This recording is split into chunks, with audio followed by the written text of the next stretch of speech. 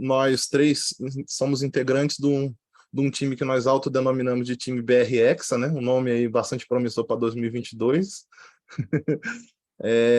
E aí, esse time, né, que nós montamos foi uma interação com a comunidade aqui da Kong para nós termos uma contribuição na participação da comunidade brasileira no evento Hackathon Virtual, né?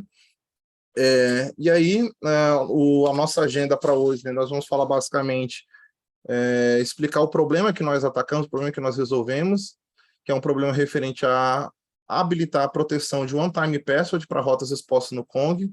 Então, antes da gente falar exatamente do plugin, a gente tem que explicar o problema, né, que a gente está envolvido, o problema que nos contextualiza, por que a autenticação somente por login e senha não é o suficiente, e por que a gente precisa de soluções de Two-Factor Authentication ou Multi-Factor Authentication, o famoso 2FA e MFA. Depois, o Robson vai nos apresentar uma introdução aos conceitos aí de One-Time Password e especificamente o TOTP, que é o Time Based One-Time Password, né? E aí, em seguida, o Matheus vai conduzir uma apresentação do plugin propriamente dito, onde a gente vai explicar um pouco mais em detalhes o que nós construímos, o que nós entregamos, o que nós disponibilizamos para a comunidade, que foi o projeto vencedor do Hackathon desse ano. Alô. E aí, no final, agora nós estamos te ouvindo. E aí, no final, eu vou fazer um encerramento aqui da nossa apresentação com um conjunto assim, de dicas e boas práticas para você que tem interesse de mandar bem no Hackathon, você que tem interesse de participar do Hackathon do ano que vem, para que a gente tenha aí cada vez mais uma força brasileira, uma presença nossa aí nos eventos aí da Kong, e a nossa torcida, o nosso desejo realmente é que a nossa vitória, né, no Hackathon desse ano, ele sirva como combustível para a comunidade, que ele incentive outras pessoas e outros times de desenvolvimento, né, a contribuírem e a participarem dos eventos que a Kong promove, não só do Hackathon, mas também dos outros programas de contribuição open source que a Kong disponibiliza para a comunidade, certo? Então, começando a falar aqui do problema, né? Quando você entra nas suas contas online, quando você faz login em algum serviço, você realiza o procedimento que a gente chama de autenticação, né? Que é basicamente você dizer para o serviço, você comprovar para aquele serviço que você é quem você diz que é.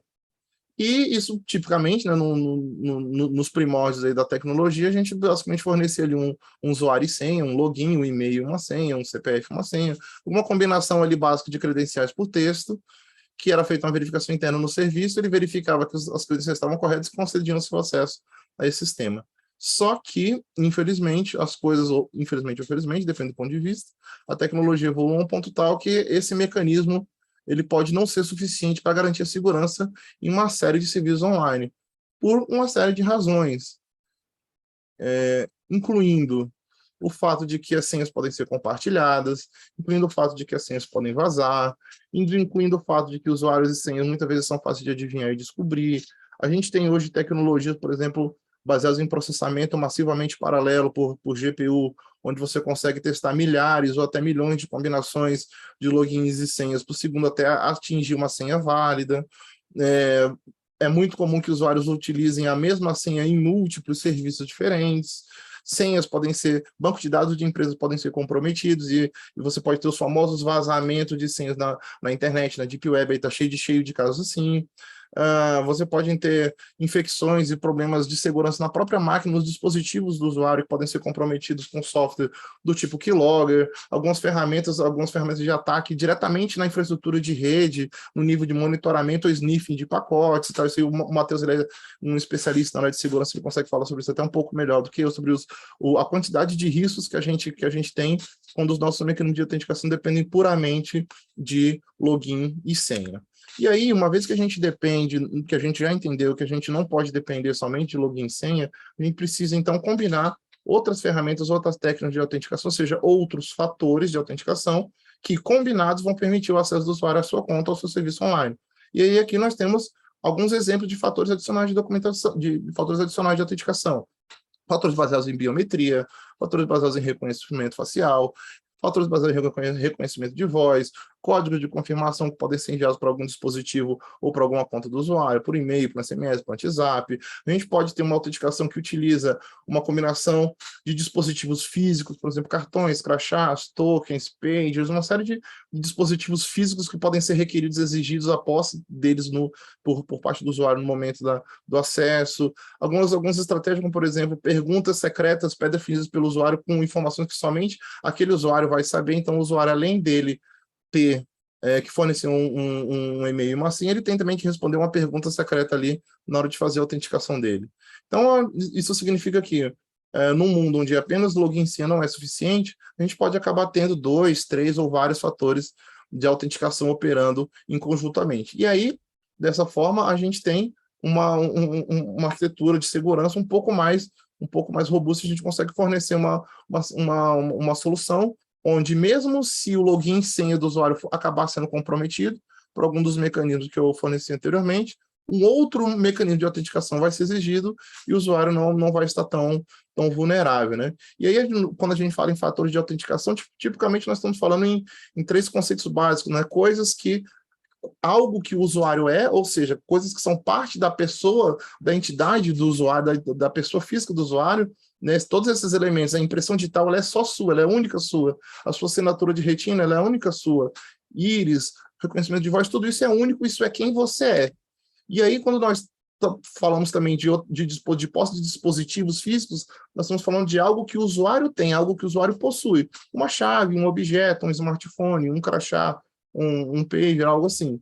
E aí nós estamos falando também, né, um outro conceito, que é algo que o usuário saiba. Então, algo que você é, algo que você tem, ou algo que você sabe, que aí deu aquele exemplo lá da pergunta secreta.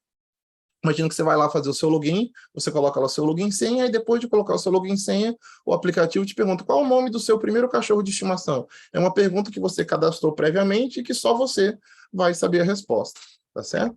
E aí nós temos, né, os 2 termos básicos, né, de quando a gente se refere a múltiplos fatores de autenticação, que é o 2FA, que é 2 Two-Factor Authentication, autenticação de 2 fatores, e o MFA, que é a autenticação de múltiplos fatores. Sendo a principal diferença entre o MFA e o 2FA é que, conforme o termo, né, a autenticação de 2 fatores utiliza uma combinação de 2 de 3 fatores possíveis, enquanto a autenticação de fatores múltiplos pode utilizar 2 ou mais desses fatores de autenticação, inclusive de maneira alternada e aleatória. Imagina que você tem uma conta lá, onde nessa conta você tem cadastrado 5 fatores de autenticação possíveis. E aí, na hora que você vai fazer o acesso àquela conta, aquele sistema, aquele aplicativo, sorteia dentre os fatores de autenticação disponíveis, 2, 3 ou 4 desses, para que o seu acesso e a sua operação na sua conta seja garantida. E aí pode seguir aí, Robson, com a apresentação dos conceitos de TOTP. Ah, legal. Pode deixar nessa tela mesmo. Acho que a gente já pega aí como Opa, então continuação. deixa eu voltar ao compartilhamento. Eu vou ficar de passador de slide aqui, então. E aí, Pode deixar que eu aproveitando, fico.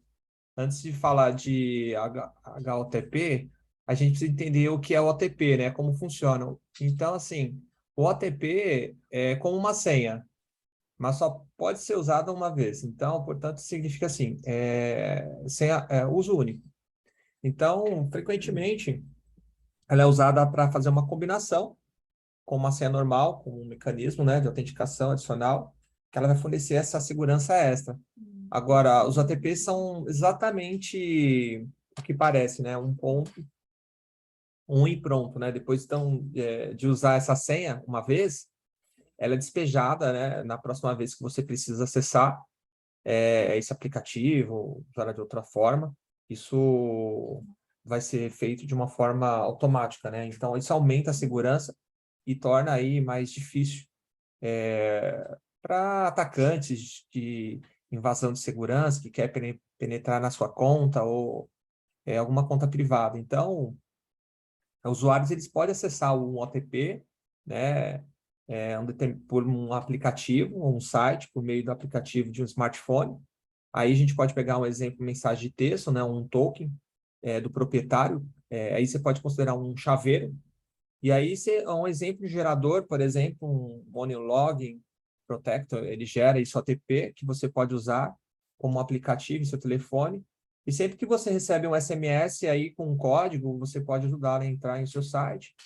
E aí você está usando o OTP. Então, A variedade do algoritmo padrão normalmente usado é SH1, né? Eles geram esse OTP. Todos esses algoritmos usam duas entradas para gerar OTP, é uma semente e um fator de movimento. Aí precisa entender, a semente é um valor estático, ela é uma chave, né, secreta, e normalmente ela é criada quando você estabelece uma nova conta no servidor de autenticação. Então, enquanto a semente não muda, aí o fator de movimentação muda sempre que uma nova OTP é solicitada. Como o fator de movimento é gerado, aí é um grande diferencial, né, entre o HOTP e o TOTP, né? E aí, falando de o que é o HOTP, né? A gente pode falar que o OTP é baseado em eventos, né? Que você é um fator de movimento código, né? Baseado em um contador, por isso que tem, aliás, o TOTP, né? Vamos falar do TOTP. O TOTP é baseado em tempo, é senha descartável, baseado nesse tempo, e aí a semente para o TOTP é estática, aí fica como HOTP faz o fator de movimento, né? Em um TOTP é baseado em tempo, e não é um contador, né? Que é a diferença. Ele utiliza um time step, que, que é o tempo que ele utiliza a 30 a 60 segundos de duração, e as senhas, ela não será mais válida se você precisar, você tem que solicitar uma nova pelo aplicativo. A diferença do HOTP é que ela utiliza um algoritmo de senha de uso único, né, baseado no HMAC de OTP, e aí a cada evento em que fator movimenta, aí gera um código, né, baseado em contador. Por isso que tem aqui esse contadorzinho, né? Então, essa é a explicação que eu queria passar, Marcelo. Pode seguir.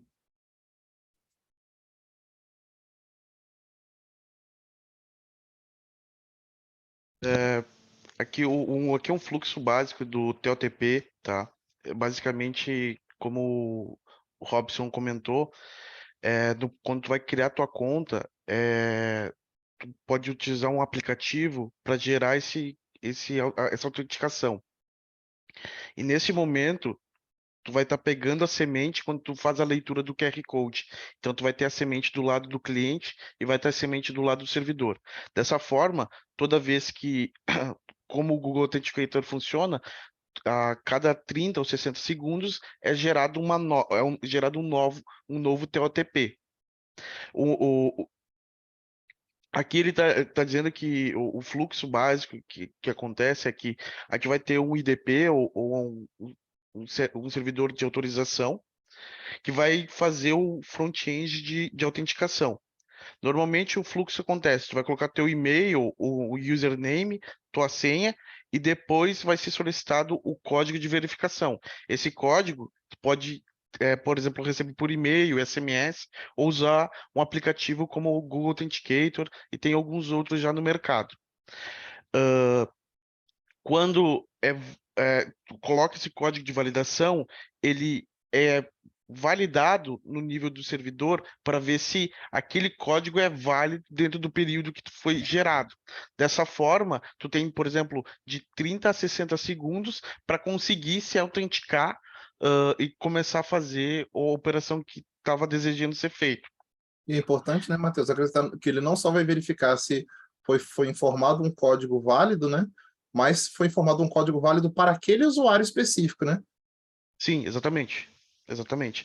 E um ponto importante é que o HOTP, ele veio primeiro que o TOTP. Então, o TOTP é uma evolução do HTTP, que basicamente o HOTP tem uma vulnerabilidade que ele é suscetível a ataque de força bruta. Por quê? Como ele é baseado em contador, então toda vez que tu quer gerar um novo código, tu precisa ir clicar no gerador para ele gerar um novo código. Esse código ele vai ficar válido até ser gerado um novo código. Então, o período de geração de um código para o outro é que tu pode ser suscetível a um ataque de força bruta. A recomendação de segurança é que utilize sempre um aplicativo que o usuário tenha no seu smartphone. ou alguma coisa um pouco mais transparente para o usuário. Se não tiver como fazer isso, prefiro usar e-mail do que o SMS. O SMS ele é extremamente vulnerável a conseguir Sequestro de chip, né? O famoso sequestro de chip. exatamente o SIM swap. Pode. Eu acho que eu preciso eu vou compartilhar aqui minha tela, então, Bovino. Fica Para à vontade, continuar a tela é aqui. sua, também. Matheus, só antes de você prosseguir com a sua parte da apresentação, como o áudio do Robson estava tava falhado lá no início, só para ele ter um momentinho ali, uns 30 segundos ali, só para ele se apresentar para a comunidade aí, falar quem ele é, onde ele trabalha e tal. Se você quiser, o Robson, aproveitar aí uns segundinhos. Ah, legal. Na verdade, eu trabalho agora, recentemente entrei na Cantar, mas antes eu estava no Mercado Livre como Tech Lead, DevOps, né? Trabalhando na área de plataforma da cloud. E minha experiência toda, 30 anos em desenvolvimento e muito forte também em cloud. E agora também me formando em cybersecurity, né? E, e minha segunda vez com Kong, eu tinha feito uma POC há um tempo atrás, e aí com essa oportunidade eu pude aprender um pouco mais aí com os colegas, e show de bola, muito bom. Valeu, Robson. Pode seguir aí, Matheus. Tá contigo. Valeu. Então, agora a gente vai falar um pouco da solução que a gente fez pro Hackathon, tá? Então, a gente criou um projeto, um plugin para o Kong, o Kong Community, e a gente desenvolveu em Lua o código, que ele permite cadastrar o plugin em nível de rota ou serviços, tá? Basicamente, a função do plugin é interceptar a requisição e verificar se possui um código, possui um código, e posteriormente validar se esse código é válido para conseguir passar a requisição para o serviço desejado. Isso é muito, hoje, tá muito usual, isso é muito normal no nosso dia a dia. Então, principalmente quando tu usa aplicativos bancários, o GitHub, por exemplo, quando tu tem o duplo fator de autenticação ativado, quando tu vai fazer determinadas operações, ele pede para ressolicita a tua autenticação e pede a validação do novo OTP para garantir que é tu mesmo que está fazendo aquela operação. Então, pensando nesse fluxo que a gente pensou nesse plugin para executar esse serviço.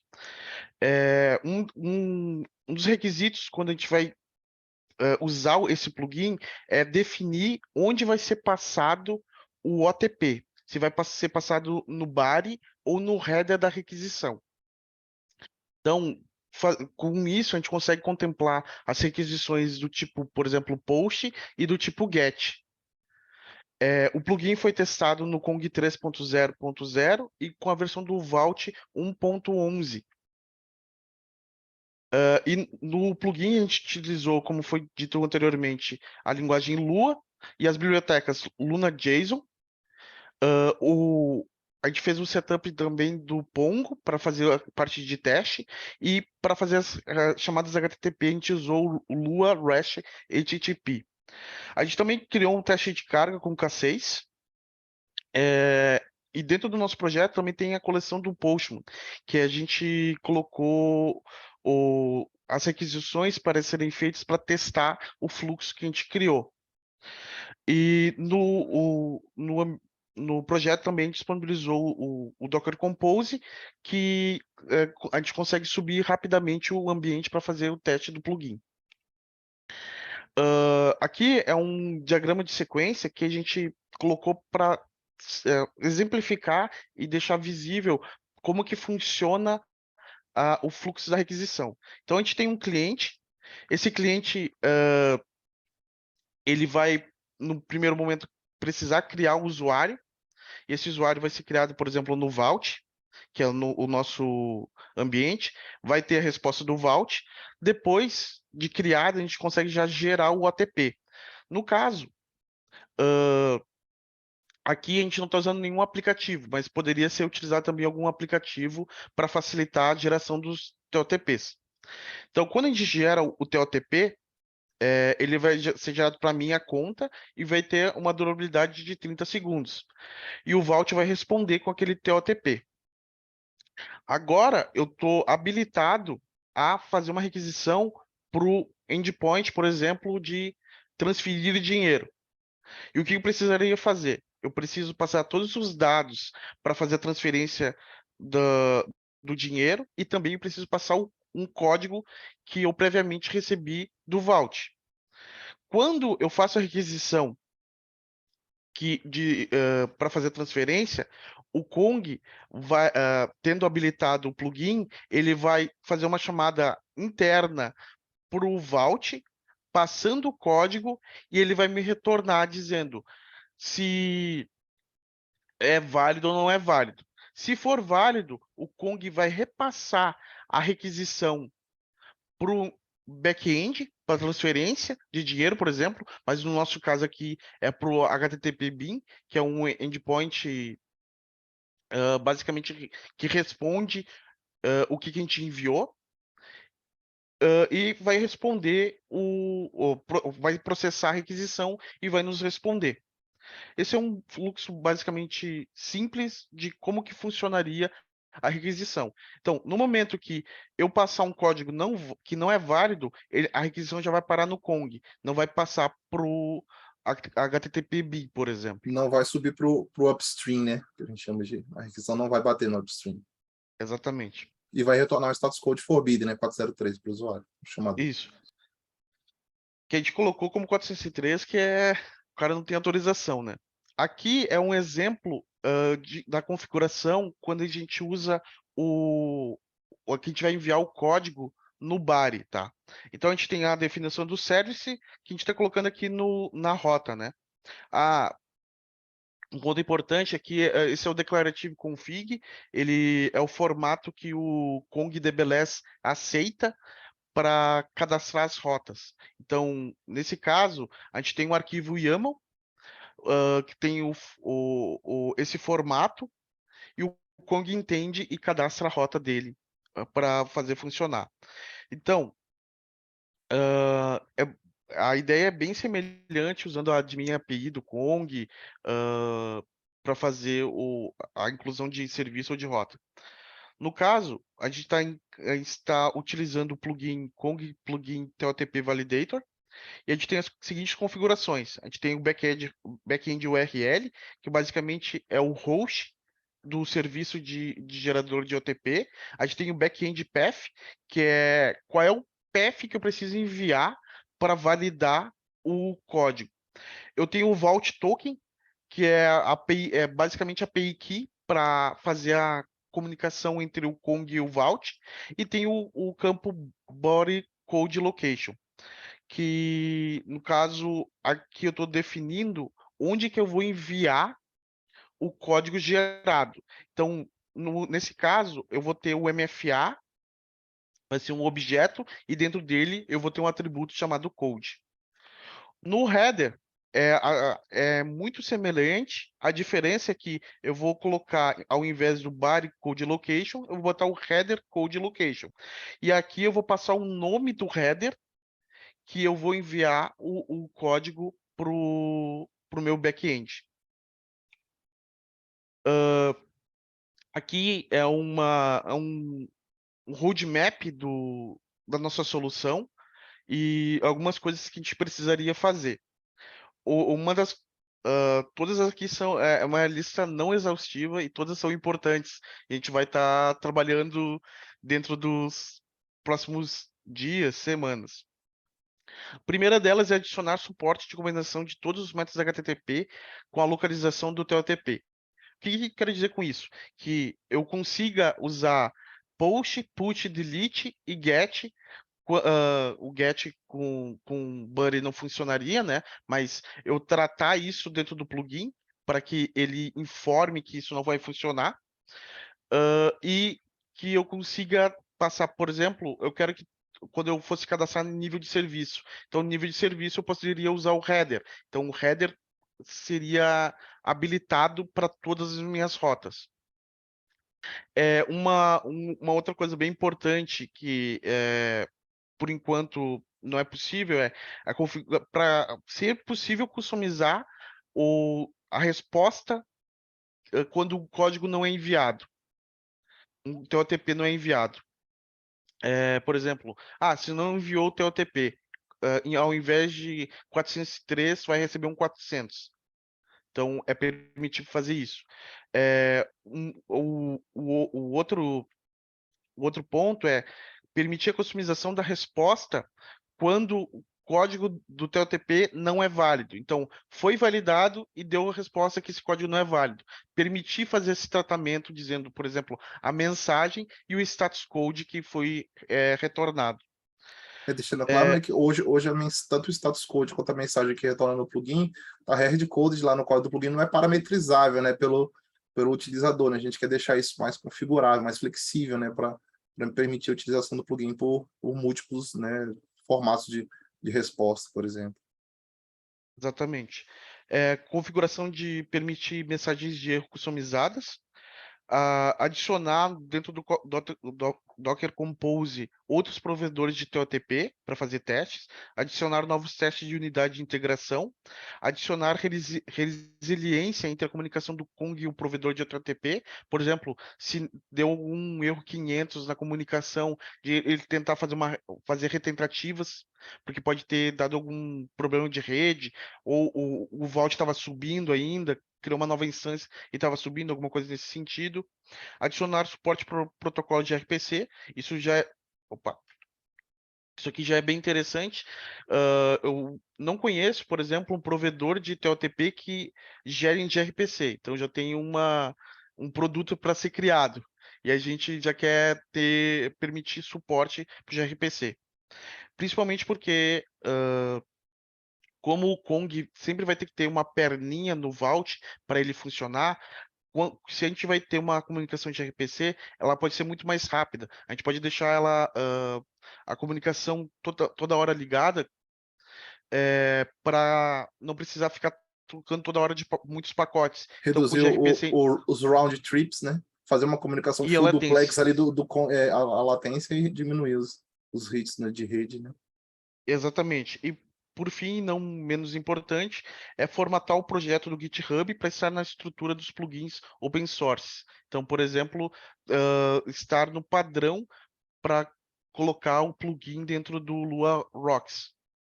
Para quem não sabe, o Lua Rocks é tipo um repositório de artefatos similar. A galera do Java deve conhecer aí o Maven, né? O Maven Central Repository. Então, o Lua Rocks é como se fosse tipo o Maven Central Repository, onde artefatos em Lua são publicados e disponibilizados para que possam ser utilizados em qualquer projeto baseado no Lua Rocks e usando aqueles arquivos de dependência, os famosos RockSpec, né? Então, o padrão de arquitetura de plugins do Lua utiliza o RockSpec e utiliza o Lua Rocks como central para armazenamento e obtenção de artefatos. Então, a ideia nossa é padronizar a estrutura do plugin para que a gente consiga publicar uma release do nosso plugin lá no Lua Rocks assim que possível, para facilitar o uso do plugin pela comunidade.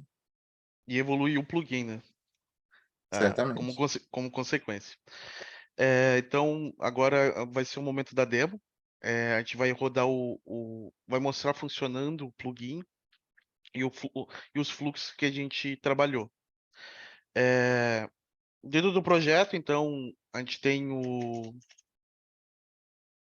Tá muito pequeno, eu tento aumentar aqui. A gente tem essa estrutura de pastas, então a gente tem o Postman, onde vai ter a collection para ser importada para fazer os testes. Temos algumas documentações, temos os scripts escassez, e também temos a parte de testes do Pongo. Com Docker Compose, eu não tenho nada rodando nesse momento. Eu vou dar um up "-d", e ele já vai subir toda a estrutura de código, tá? Basicamente, o que que a gente tem? A gente vai ter o Kong, a gente vai ter o Vault, que é o provedor, a gente vai ter o HTTP BIM. Basicamente, o HTTP BIM é o nosso servidor-alvo, o que que a gente quer consumir. E a gente tem um último que é o Vault Init TOTP. Basicamente, esse último componente, ele é para a gente inicializar a engine de TOTP dentro do Vault.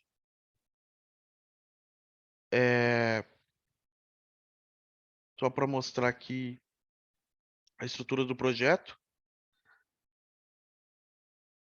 Docker Compose aqui. Então, aqui tem a definição do Kong, aqui a definição do Vault, não tem basicamente a estrutura para rodar o Vault em modo de desenvolvimento.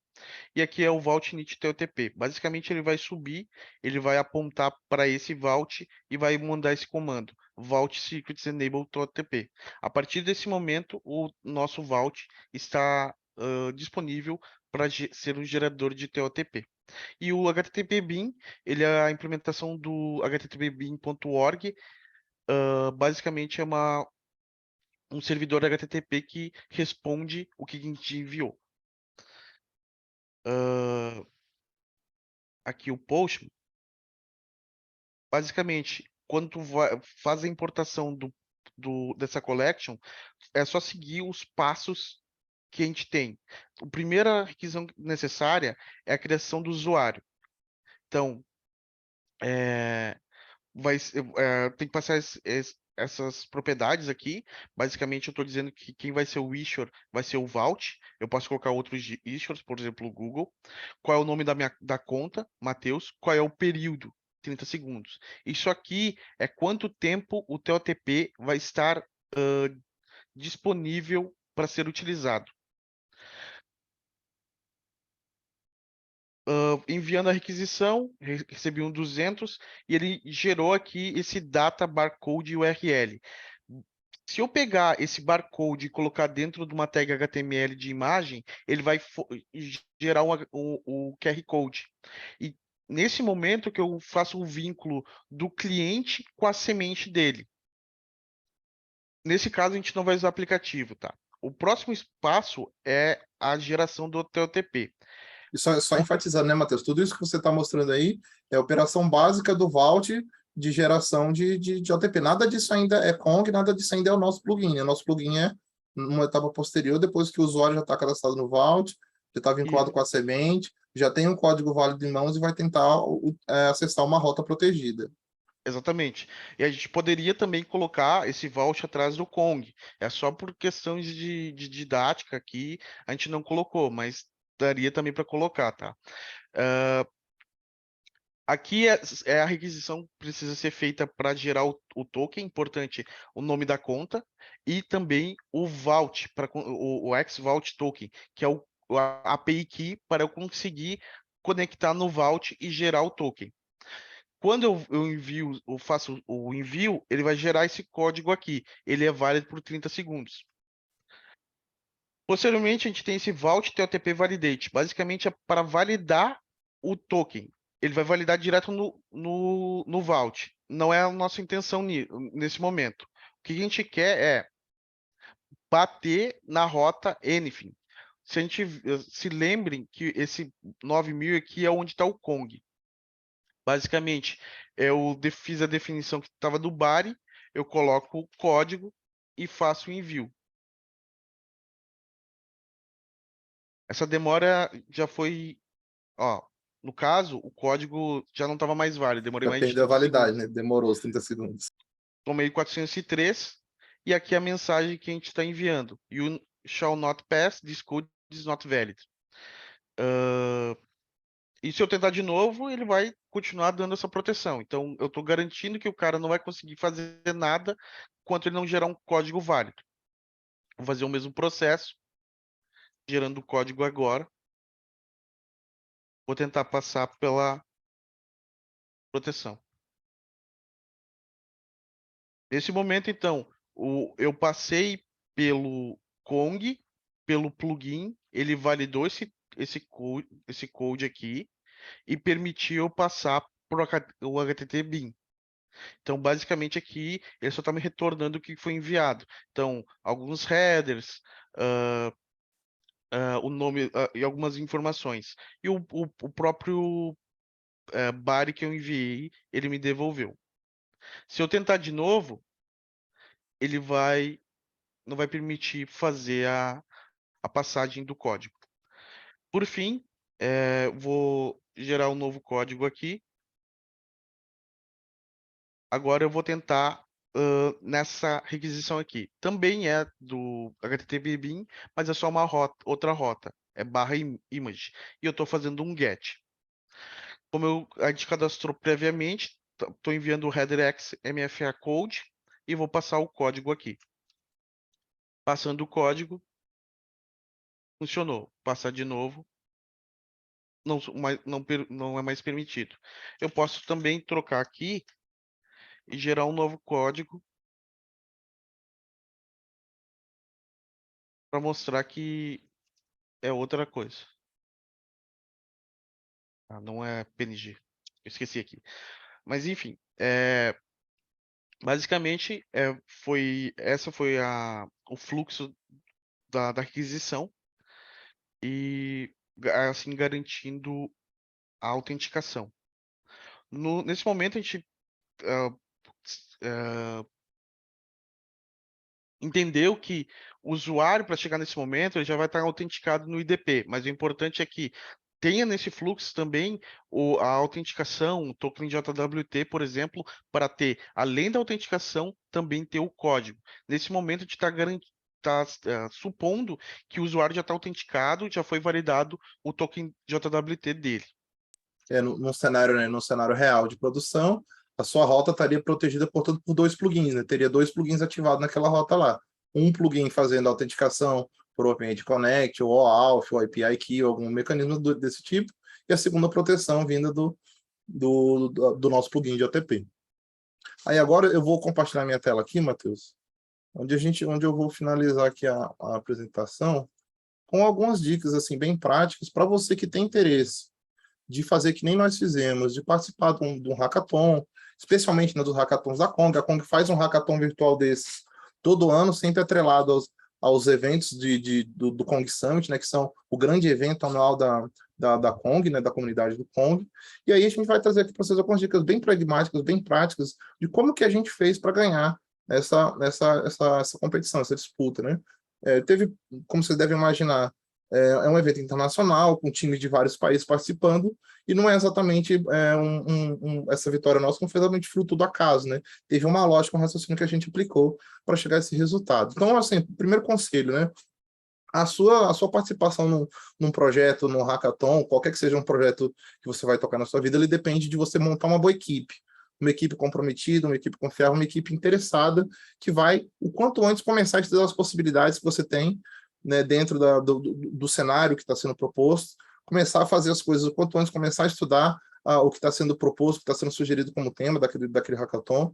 É necessário, então, que antes de você sair codando alguma coisa, antes de você sair escrevendo efetivamente código, que você entenda o problema, algum problema, que você identifique algum problema que vocês são capazes de resolver. E aí tem uma abordagem muito legal, que vem de uma publicação do livro Start With UI, que apresenta um conceito já bem famoso, né, do círculo dourado. Esse conceito esse termo e esse conceito foi apresentado pelo Simon Sinek, que é basicamente você começar pelo porquê.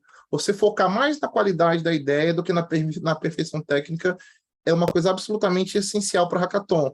Lembra o seguinte, hackathon é prova de conceito, não é código necessariamente production ready. Não é aquele código com a melhor performance, com a melhor segurança, com coverage de teste lá em cima, com o setup de CI/CD totalmente perfeito. Nada disso é necessário, nada disso é requisito para você mandar bem no hackathon, especialmente nos hackathons da Kong que tem em mente.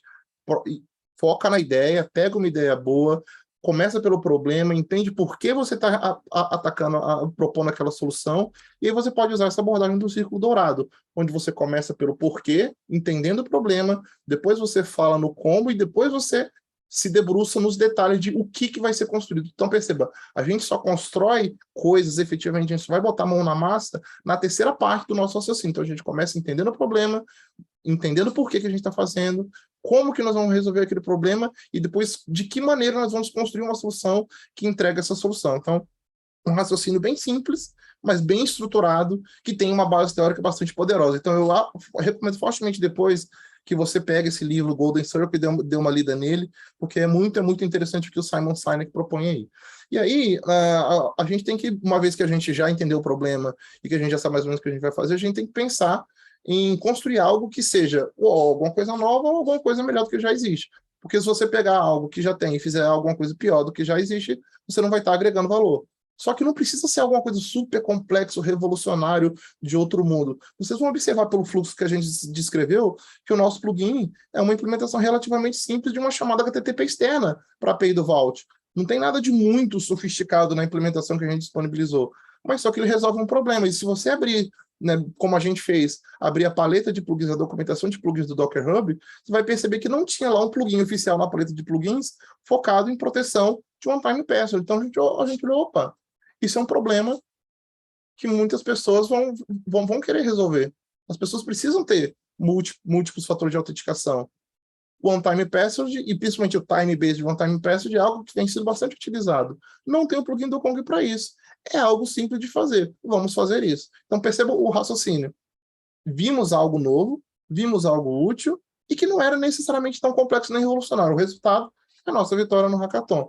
Só que uma coisa tem que ficar muito claro, não é porque você está desenvolvendo algo simples e que não é necessariamente super complexo ou super revolucionário que você vai fazer de qualquer jeito ou sem atenção aos detalhes. A principal questão, disponibilizar uma documentação a melhor possível. Se você acessar o README do nosso repositório hoje, você vai ver que o README é bastante detalhado, ele documenta bem todas as opções de parametrização do plugin, a gente disponibiliza um script Docker Compose que torna muito simples para você subir um ambiente com aquele plugin instalado, habilitado e rodando. Você vai ver que a gente disponibilizou uma coleção do Postman para facilitar a vida de quem vai mandar um conjunto ali de requisições para você não ter que cadastrar as requisições manualmente. Então, a gente facilitou a vida do usuário por meio de uma documentação excelente, script de automação de infraestrutura, mesmo sendo uma solução que não é necessariamente super, hiper complexa.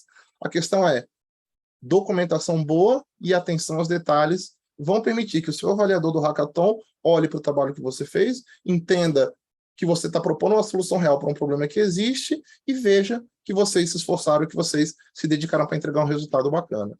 E por mais organizada que seja a sua equipe, por mais top que seja, né, a equipe que você compôs para o hackathon, e modéstia à parte, a equipe que nós montamos para o nosso hackathon é uma equipe top, né, não, Matheus e Robson? Nunca vai dar tempo de fazer tudo. Não vai dar tempo de fazer tudo que vocês... Quando a gente começa a desenvolver, a gente surge na nossa cabeça um monte de ideias. Poxa, a gente podia aumentar a cobertura de teste, a gente podia colocar a mensagem parametrizável, a gente podia deixar o cara parametrizar o status code, a gente podia colocar retry na comunicação entre o API Gateway e o OTP Provider. Mas calma. Puxa para no freio. Isso não é necessário fazer para agora. Vamos fechar o fluxo básico, vamos entregar o caminho feliz. O que não der tempo de fazer, a gente vai descartar? Não, a gente vai fazer o quê? A gente vai colocar na documentação também. Por isso que no nosso projeto, no nosso README, tem uma documentação, um to-do list, um roadmap do projeto, de maneira que quem acessar o projeto não só entende o que o plugin faz, mas entende outras coisas que o plugin pode vir a fazer muito em breve. E a gente abre portas para que mais pessoas também colaborem com o projeto. Afinal de contas, está no GitHub, é um projeto open source, já é algo para a comunidade também nos apoiar a evoluir, né? Como inclusive o Leonardo tem umas informações interessantes aí de umas coisas que ele já está fazendo, vai poder trazer uma contribuição legal aí para a comunidade com algumas evoluções na parte de CI/CD e algumas outras coisas que no final aqui da tal que a gente falei com o Leandro um pouquinho. Uma questão muito importante aqui, quando você trabalha em equipe no hackathon, é absolutamente essencial que a sua equipe se comunique, que vocês tratem isso com seriedade, como se fosse um projeto mesmo. Então, o que a gente fez? Além da gente ter um ambiente colaborativo de código, que ninguém estava codando código isoladamente na máquina de ninguém, a gente estava comitando código no repositório, abrindo por requests entre nós para a gente fazer o code review colaborativo entre os membros do time, nós estruturamos um board de tarefas, nós criamos um projeto no Trello, onde nós estamos movimentando cartões, como se a gente estivesse num projeto real, trabalhando numa empresa de verdade. Isso é absolutamente essencial para garantir um fluxo de trabalho eficiente, onde todo mundo se comunica de maneira transparente, todo mundo sabe o que está acontecendo, todo mundo sabe quem está fazendo o quê, todo mundo sabe o que é mais importante fazer, todo mundo sabe no que a gente tem que focar, todo mundo sabe onde estão os artefatos, e tudo isso é absolutamente essencial para quê? Imagina que é um hackathon com poucos dias para vocês trabalharem. Imagina que vocês vão ter que trabalhar de maneira assíncrona em horários malucos depois do expediente, que é o cenário típico do hackathon, né? Ninguém vai chegar lá no emprego e falar, ô chefe, seguinte, eu vou participar aqui do hackathon, me dá 2 semanas de folga aí, depois eu volto aqui porque eu quero ganhar aqui o hackathon da Kong. Seu chefe vai deixar você largar o emprego para dedicar full time ao hackathon por 2 semanas? Não vai. Então o que vai acontecer? Vocês vão ter que trabalhar nos horários disponíveis que tiver, no horário de almoço, horário da noite, final de semana, o horário que cada um conseguir trabalhar. Para isso poder funcionar, vocês precisam ter comunicação transparente por escrita, utilizando uma estrutura gerencial baseado em algum mecanismo de controle. Não precisa ser necessariamente um board do Trello, pode ser uma planilha no Google Drive, pode ser alguma coisa baseada em PMBOK, não interessa o mecanismo de gerenciamento que vocês vão adotar. O importante é que o time de vocês se comunique e possua um senso elevado de responsabilidade e ownership do projeto. Quando o projeto é do time, o time se compromete, o time corre atrás, o time se esforça, o time dá o gás, e o resultado é um resultado positivo. Por mais que você não vença, no final das contas você vai aprender, você vai conhecer pessoas, você vai ter uma contribuição de um projeto a pessoas que você vai poder disponibilizar para a comunidade, mesmo se ele não chegar a ser um plugin, né, entre os plugins vencedores. Uma coisa muito importante é que, para os hackathons da Kong, é necessário que você envie um pitch em vídeo de no máximo 3 minutos, falando em inglês, porque as pessoas que vão avaliar são pessoas, né, que não têm domínio do português, então é bom você compor um time onde tem alguém que consiga apresentar, alguém que de preferência sabe falar inglês. Se você tiver uma pessoa no seu time que tem uma boa habilidade com edição de vídeos, foi uma coisa que a gente teve muita dificuldade, né? Edição de vídeo para a gente tentar fazer um videozinho cortado em pedaços, para fazer umas transições entre os vídeos e tal. Então foi uma dificuldade que a gente tem, porque nenhum de nós aqui é designer, a gente é tudo gente de TI, programador, arquiteto, né, tech lead e tal. E a gente não manja de design, de edição de vídeo, de fazer slide, nada disso. A gente fez o que deu, né? Mas se você tiver uma pessoa no seu time que consiga agregar também um apoio técnico nessa parte de fazer artefatos de documentação e vídeos visualmente agradáveis, isso certamente vai aumentar as suas chances. E tem em mente o seguinte, né? Que vencer um hackathon, eu botei, obviamente, a imagem do Botafogo, né, porque eu sou botafoguense, eu não podia, né, perder uma oportunidade como essa. Essa imagem à direita aqui, esse aqui é o Steven Bernard, que ele foi eleito o Kong Champion do ano, ele estava lá no evento do Kong Summit em São Francisco, né? Foi um dos vencedores. Esse troféu que ele está segurando aí é um troféu, é um gorilinha feito de cristal. O meu troféu desse é o nosso troféu, né? Nós ganhamos desse também. Tá chegando ainda, o meu ainda não chegou. Tenho até que fazer uma reclamação aqui formal na conta, porque tá demorando a chegar o meu troféu. Eu quero ele na minha mesa o quanto antes para poder tirar fotos e ficar olhando para ele o dia todo. Mas assim, entenda que vencer o hackathon é apenas um efeito colateral de uma combinação de organização, determinação, uma boa escolha, um bom esforço em definir bem o problema, um pouquinho de sorte cá entre nós também, mas o importante é preparação e vontade de fazer direito. Se você montar um time determinado, bem preparado, focado, que deu atenção devida ao problema, cara, não tem erro, vocês certamente vão obter algum resultado positivo aí. Não posso garantir que vocês vão vencer, mas certamente um resultado positivo vai surgir disso daí. E assim, ao vencer o hackathon, imagina que você fez que nem a gente, participou do hackathon, deu lá, fez o seu melhor, venceram igual nós fizemos aqui. A brincadeira ainda não acabou. O projeto, o plugin, agora é código open source, agora ele é patrimônio da comunidade. Por que nós não nos unimos como comunidade para a gente melhorar o produto, para a gente melhorar o plugin, para a gente evoluir isso e para a gente agregar mais ferramentas e mais valor ao ecossistema do nosso bendito, do nosso Kong API Gate, né, que é nossa ferramenta aí de trabalho. Então, é isso assim, que eu tenho para compartilhar. Vou dizer para vocês que esperamos que a nossa vitória nesse hackathon seja um momento de incentivo, que incentive você, que tem vontade de participar de hackathon, que tem vontade de contribuir mais com a comunidade do Kong. Enxergamos nessa vitória nossa uma oportunidade de levar mais incentivo à comunidade. E nos colocamos à disposição para, no hackathon do ano que vem, retomar a mesma iniciativa e organizar mais equipes para a gente conseguir chegar com ainda mais força e trazer novamente o troféu aqui para casa, não é isso? Então, é isso. Não sei se o Matheus ou o Robson tem mais alguma coisa aí para acrescentar. Se não tiverem, a gente tem aqui É só agradecer. Agradecer ao pessoal aí que ficou na reunião. Boa. É isso aí. Aí, Agradecer aos colegas de time, né? fala aí, Eu Robson. queria agradecer aos organizadores, agradecer ao time que fizeram isso acontecer, principalmente aí vocês dois deram o máximo. Eu vi um engajamento fora do normal, a organização fez com que a gente conseguisse chegar, porque realmente trabalhar de sábado e domingo onde a gente tem compromissos, e eu também estava cheio de compromissos, cheguei aqui, falei, vamos organizar aqui, mas vocês já tinham feito grande parte das coisas, como sempre, e enfim, é isso, cada um ajudando um pouquinho, e foi o que foi feito, graças ao trabalho em conjunto, e isso a gente leva também para a empresa, é o que eu costumo dizer, que é esse trabalho de cooperar, né? Um com o outro e ajudando, assim a gente consegue chegar no final. Estou bem feliz pelo fato de ter participado com vocês consequência disso, a gente ganhou, né? Mas não esperava, mas eu estou bem contente com o resultado final, que foi o desenvolvimento desse produto. Muito legal. Parabéns para todos. Com toda certeza. E aí agora, nos próximos, como desdobramento aqui das informações que eu fiquei sabendo aqui do Leandro, o Leandro tem algumas contribuições aí que ele já pode nos comunicar. Aí, se você quiser falar alguma coisa aí, Leandro, tem uns segundinhos antes da gente encerrar aqui. O que vocês andaram fazendo aí com o plugin já? Conta aí para nós. Cara, tava pondo no chat aqui, eu fiz... Nossa, meu GitHub tem... De projeto de plugin tem uma porrada lá. Acho que os mais recentes tem esse que faz o fluxo de meio que de OIDC, assim, nos providers. Então, é meio que um plugin já está preparado para falar com GitHub, Microsoft, Facebook tava, não sei se ainda funciona, Zorro, tem um monte de coisa ali, o plugin é deixa pré-preparado para você. E eu assino tokens ali, naquele plugin também, via Vault. Então, eu tenho um método de autenticação lá, que é via o AWS Credenciais, que é o método lá, o AWS